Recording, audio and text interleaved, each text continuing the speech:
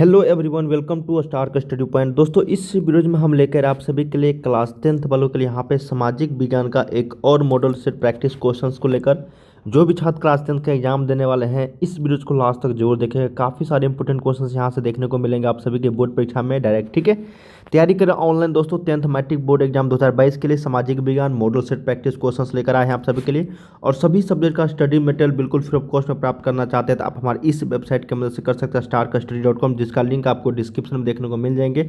ये सारे क्वेश्चन आप लोग को वहीं पे देखने को मिलेंगे। ठीक है, तो जाके आप लोग जरूर प्रैक्टिस सेट कीजिए गूगल पे लिख के। ठीक है, चलिए हम लोग स्टार्ट करते हैं आज की इस क्लासेज को। सामाजिक विज्ञान एसएससी सोशल साइंस से जितने भी अभी तक ऑब्जेक्टिव क्वेश्चन बनते हैं यहाँ पे इंपॉर्टेंट क्वेश्चन मैं आप लोगों को बताने वाला हूँ। ठीक है, वीडियो को लास्ट तक जोड़ देगा और सारे क्वेश्चन का आप लोग रट लेना है। ठीक है, वीडियो को लाइक जरूर करना सभी छात्र, और चैनल को सब्सक्राइब कर लीजिएगा ताकि इसी तरह से हम लोग नेक्स्ट एग्जाम का जैसी वीडियो लेकर आओगे आप सबको नोटिफिकेशन जो मिलता रहेगा। ठीक है, चलिए पहला क्वेश्चन यहाँ पे देखते हैं कि गैरीबाल्डी जो है पेशे से क्या था। काफ़ी सारे इंपॉर्टेंट क्वेश्चंस ये काफ़ी बार क्वेश्चन देखने को मिलेंगे प्रीवियस ईयर्स में कि गैरीबाल्डी जो है पेशे से क्या था। तो भाई नाविक था। बहुत ही शानदार क्वेश्चन और सभी को लगभग ये याद होंगे। ठीक है, याद रखिएगा। चलिए दूसरा क्वेश्चन देखते हैं कि इटली तथा जर्मनी वर्तमान में किस महादेश के अंतर्गत। भाई काफ़ी सिंपल और साधारण क्वेश्चन है कि इटली तथा जर्मनी, भाई एशिया में तो नहीं था, एशिया का नाम भी नहीं है। इटली तथा जर्मनी जो है ये वर्तमान में किस महादेश के अंतर्गत आते थे। ये सारे यूरोपियन कंट्री है। क्या है? यूरोप के, ना उत्तरी अमेरिका, दक्षिण अफ्रीका, पश्चिमी एशिया तो होता ही नहीं है। ठीक है, तो ये यूरोपीय ऑप्शन नंबर क्या हो जाएगा यहाँ पे? सी, यूरोप महादेश के ये सारे कंट्री हैं, देश के मतलब महादेश के अंतर्गत आते हैं इटली तथा जर्मनी। ठीक है, नेक्स्ट क्वेश्चन कि रूस में निहिलिस्टों ने सुधार के लिए कौन सा मार्ग अपनाया था? विद्रोह का, आतंक का, वार्ता का या फिर हड़ताल का? तो भाई इन्होंने आतंक का जो मार्ग है अपनाया था रूस में निहिलिस्टों ने सुधार के लिए। ठीक है, option number B is the right यहाँ पे, याद रखिएगा। देखो, लाल सेना का गठन किसने किया था? तो बहुत ही शानदार प्रश्न है। लाल सेना का गठन किसने किया था? ट्रोट्स्की ने, है ना। क्या हो जाएगा यहाँ पे? ट्रोट्स्की ने लाल सेना का गठन किया था। बहुत ही शानदार प्रश्न था ये। 5 नंबर के हनोई समझौता किस वर्ष हुआ था? भाई हनोई समझौता है ना, कब हुआ था, किस वर्ष हुआ था? तो ये हुआ था आपका मार्च 1946 में। कब? मार्च 1946 में हनोई समझौता हुआ था। हनोई समझौता निम्नलिखित में से किन दोनों देशों के बीच में हुआ था?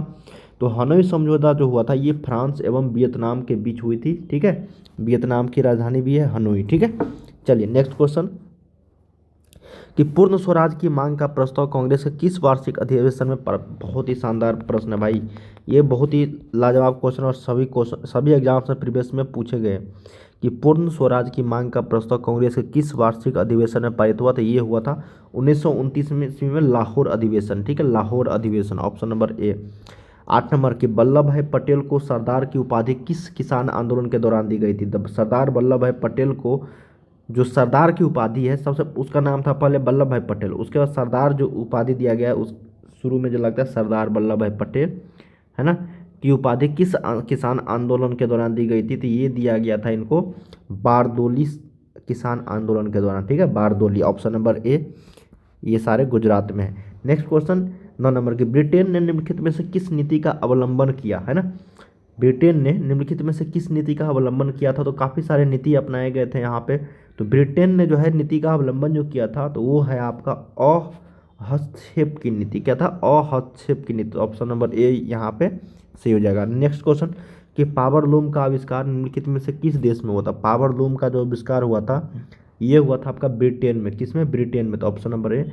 आधुनिक शहर के उदय का इतिहास लगभग पुराना, मतलब आधुनिक शहर जितने भी बने हैं उसका उदय का जो इतिहास है, मतलब कब प्रारंभ हुआ था इसका आधुनिक शहर बनना, तो ये हुआ था आपका 200 ईस्वी पूर्व, है ना। 200 वर्ष यहाँ पे इतिहास इसका पुराना है, मतलब 200 वर्ष पहले से ये आधुनिक शहर बसे हुए हैं। नेक्स्ट है कि किसने कहा मुद्रण ईश्वर की दी हुई महानतम देन है, सबसे बड़ा तोहफा है? तो ये कहा था किसने? तो ये कहा था आपका मार्टिन लूथर किंग ने। ठीक है, तो मार्टिन लूथर के द्वारा ये कहा गया था कि मुद्रण जो है ईश्वर की दी हुई महानतम देन है, सबसे बड़ा तोहफा। ये आपको किससे है पता है ना? इकोनॉमिक्स से क्वेश्चन है।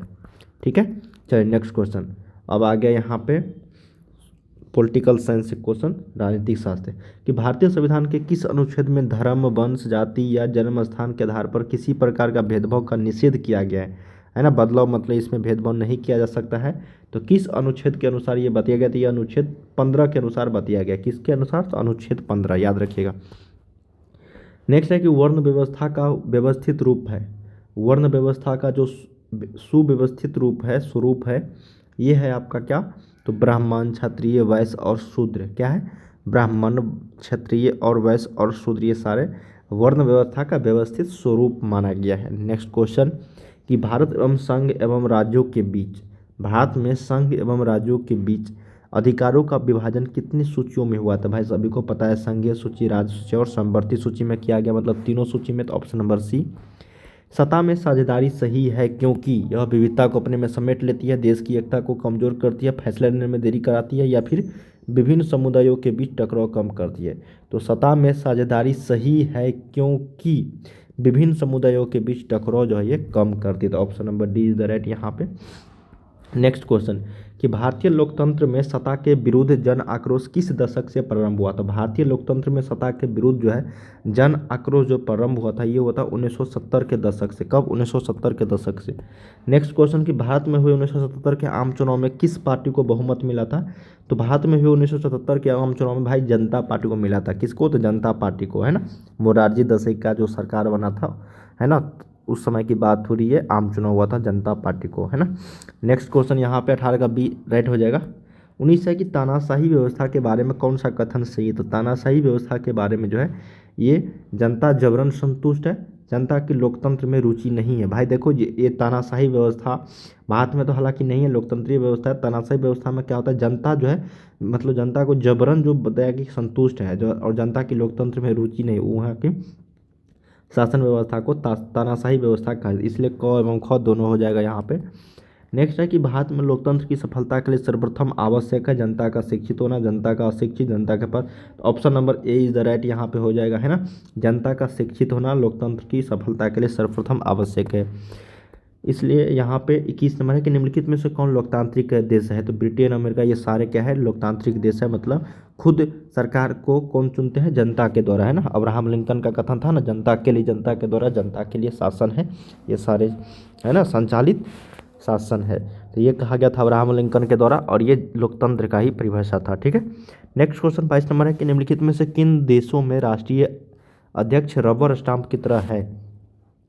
तो निम्नलिखित में से किन देशों में राष्ट्रीय अध्यक्ष जो है रबर स्टाम्प की तरह है। तो ब्रिटेन, कनाडा, ऑस्ट्रेलिया, उपरोक्त सभी। तो ये हो जाएगा यहाँ पे उपरोक्त सभी। तो ऑप्शन नंबर यहाँ पे क्या हो जाएगा, यहाँ पे डी हो जाएगा, ठीक है। चलिए नेक्स्ट क्वेश्चन देखते हैं 23 नंबर कि बिहार में कृषि पर जनसंख्या की निर्भरता है। भाई देखो इसमें नो मतलब भारत में अगर कृषि पर जनसंख्या की जो निर्भरता है वो है आपका 73%, है ना। मतलब एक तिहाई भाग जो है ना, एक तिहाई भाग क्या है, जनसंख्या पर ही मतलब जनसंख्या जो है कृषि पर ही निर्भर है। तो option number C is the right. 80 नहीं होगा, 73। भारत में गरीबी रेखा से नीचे जनसंख्या का जो प्रतिशत है वो कितना है। तो वो है आपका सब जो प्रतिशत है वो है 26%। भारत में गरीबी रेखा से नीचे जनसंख्या का जो प्रतिशत है वो 26%। मतलब 100 में 26 लोग, बिहार की बात नहीं हो रही, बिहार में तो भाई 50 से नीचे होंगे, ठीक है। मतलब 50% से ऊपर भी हो सकते हैं, लेकिन अगर पूरे देश की बात करें भारत की, तो वहाँ पे 100 में 26 लोग ऐसे जो गरीबी रेखा से नीचे अपना जीवन यापन जो है व्यतीत करते हैं, ठीक है। तो ऑप्शन नंबर बी हो जाएगा 26। उत्पादन एवं आय गणना विधि आर्थिक दृष्टिकोण से है। तो उत्पादन एवं आय गणना विधि जो है ये आर्थिक दृष्टिकोण से है, सहज, वैज्ञानिक, व्यवहारिक या फिर उपयुक्त तीनों। तो ये हो जाएंगे उपयुक्त तीनों, ठीक है। नेक्स्ट क्वेश्चन 26 नंबर देखते हैं हम लोग। एक मॉडल सेट करते हैं। एक मॉडल सेट में आपको 40 क्वेश्चन देखने को मिलेंगे जब भी हम इस तरह के मॉडल सेट आएंगे तो, और यहाँ से लगभग लगभग काफ़ी सारे इंपॉर्टेंट क्वेश्चन देखने को मिलेंगे। अब देखो सेम क्वेश्चन है, भारत में गरीबी रेखा से अभी जस्ट बताया मैंने, सॉरी ये बिहार का नहीं है, ये बिहार का है, वो 26% जो था वो इंडिया का था टोटल, ठीक है। तो बिहार में गरीबी रेखा से नीचे गुजर बसर करने वाले लोगों का जो प्रतिशत है यहाँ पे बताया गया है, ये है आपको 41.4%। अभी जो जस्ट जारी किया गया है उसमें तो 51% हो चुका है, ठीक है। तो ऑप्शन नंबर बी यहाँ पे हो जाएगा। नेक्स्ट क्वेश्चन की मुद्रा के निम्नलिखित में से कौन से कार्य है। तो मुद्रा के निम्नलिखित में से जो कार्य है, विनिमय का माध्यम, मूल्य का माप, विलंबित, भाई देखो उपयुक्त सभी हो जाएगा यहाँ पे। मुद्रा के निम्नलिखित में से कौन सा लाभ है, तो मुद्रा ये सभी हो जाएंगे यहाँ पे, ऑप्शन नंबर डी इसमें भी। 29 नंबर है कि राज्य के गैर वित्तीय संस्थागत स्रोत जो है, महाजन, सेठ, साहूकार, व्यापारी, इनमें से सभी उपयुक्त सभी हो जाएंगे। निम्नलिखित में से किसे आर्थिक विकास का द्वितीय क्षेत्र कहा जाता है? देखो 3 क्षेत्र है, प्राथमिक है ना, द्वितीयक और तृतीयक। तो यहाँ पे आर्थिक विकास का द्वितीय क्षेत्र किसे कहा गया है? तो ये पूछा गया, तो ये भाई उद्योग, जितने भी उद्योग धंधे हैं ना उनको कहा गया है द्वितीयक क्षेत्र। ठीक है, चलिए। और प्राथमिक क्षेत्र आप लोग को पता ही है, कृषि को माना गया है। निम्नलिखित में से कौन बहुराष्ट्रीय कंपनी नहीं है? तो बहुराष्ट्रीय कंपनी भाई इनमें से सभी बहुराष्ट्रीय कंपनियां, Ford Motors, Coca Cola, Samsung नहीं है की बात यहाँ पे कोई है ही नहीं ऐसा जो नहीं होगा। ये सभी जो है यहाँ पे बहुराष्ट्रीय कंपनी है। तो ये बहुराष्ट्रीय कंपनी नहीं है को काट दो भाई। ठीक है, ऑप्शन गलत है, इनमें से सभी हो जाएंगे।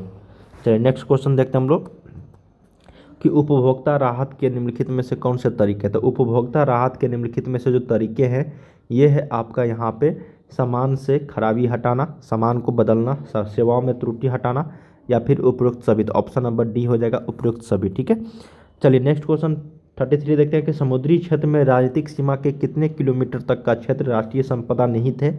तो जब भी समुद्री क्षेत्र अपने मतलब देश का सभी समुद्री क्षेत्र का एक राजनीतिक सीमा होती है, तो कितने किलोमीटर तक मछली या फिर कुछ भी अपने वो कर सकते हैं उस सीमा क्षेत्र के अंतर्गत। ये होते हैं आपका कितने सीमा क्षेत्र मतलब कितने किलोमीटर तक? तो ये होता है आपका 19.2 किलोमीटर तक, है ना। मरुस्थलीय मृदा का विस्तार जो है निम्नलिखित में से कहाँ है? तो ये पता ही है, राजस्थान में थार मरुस्थल है। लक्ष्मी सागर झील कहाँ है? तो ये बिहार के दरभंगा जिला में है ना लक्ष्मी सागर झील। नेक्स्ट क्वेश्चन कि एक एनजीओ की वानिकी रिपोर्ट के अनुसार 1948 इसमें कि इसमें कितने हेक्टेयर भूमि पर जो है वन का विस्तार था? तो ये था आपको कितने मतलब वन पर मतलब कितने हेक्टेयर भूमि पर जो वन का विस्तार था? तो ये था आपका 4 अरब हेक्टेयर, है ना। कौन भारत का सबसे बड़ा लौह उत्पादक राज्य है? तो लौह उत्पादक राज्य आप लोगों को पता ही होगा कि कौन सा है, तो वो है कर्नाटक, है ना, ऑप्शन नंबर ए। दक्षिण भारत की सबसे बड़ी नदी घाटी कौन सा है? तो ये है हीराकुंड, इरावती, तुंगभद्रा या फिर चंबल। तो ये हो जाएगा तुंगभद्रा नदी, हीराकुंड नहीं होगा। इनमें से कौन से रबी फसल है? तो रबी महोत्सव जो गेहूँ मतलब ये ठंडा में बोया जाने वाला कौन सा है बताओ?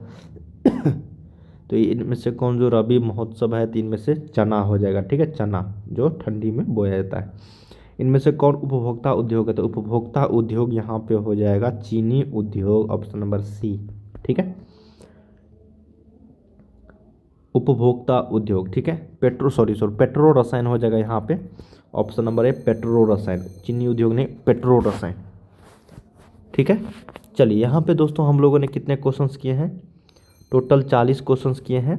ठीक है, यहाँ से आप लोग को काफ़ी सारे इंपॉर्टेंट क्वेश्चन देखने को मिलेंगे बोर्ड परीक्षा में। अगर आप भी क्लास 10 के छात्र हैं तो इस चैनल को जरूर सब्सक्राइब कर लीजिएगा। चलिए मिलते हैं हम लोग नेक्स्ट वीडियो में। वीडियो के डिस्क्रिप्शन आपको वेबसाइट का लिंक है, तो जाकर आप जरूर प्रैक्टिस सेट कीजिए। काफ़ी सारे इंपॉर्टेंट क्वेश्चन यहाँ से देखने को मिलेंगे आपको। चलिए मिलते हैं हम लोग नेक्स्ट वीडियो में किसी और मॉडल सेट को लेकर। वीडियो कैसा लगा जरूर कमेंट करके बताना, वीडियो को लाइक करके शेयर जरूर कर दीजिएगा। ठीक है।